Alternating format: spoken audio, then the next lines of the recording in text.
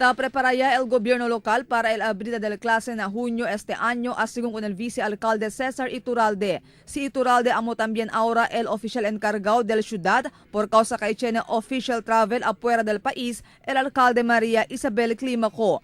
Según con Iturralde del otro día, yaman junta el plan balik eskwela donde uno del mag-asunto ay diskuti sila amo el tráfico.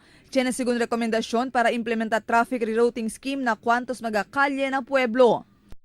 Recommended Can yes, discuss, okay. sí, recommended yes, in due time, an executive order will be issued, no, para el recommended changes na traffic.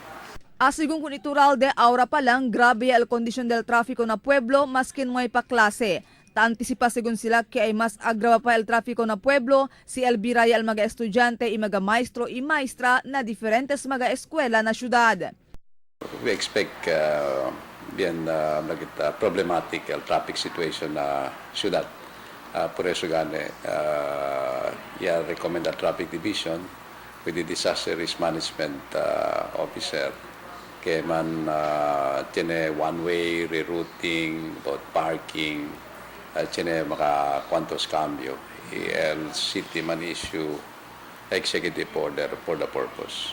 Tiene también según sila plano para aumenta con el mga personajes quien ayuda vigila con el tráfico na diferentes mga kalye. Ya discuti también in fact, tiene ka na suggestion, si pwede kita koordinar mga eskwela, tiene kurso de police, no? Si mga police interns. Unfortunately, usually, tiene kita police daw interns, si tiene mga graduating student, no? So, tabre kita na eskwela, pero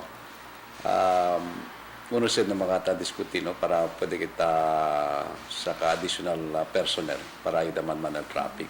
Finaliza también según sila con el implementación del seguridad na diferentes mga eskwela, operasyon del mga dormitorio, sanitasyon y otro pa. Marifita Mayo, Dateline Zamboanga.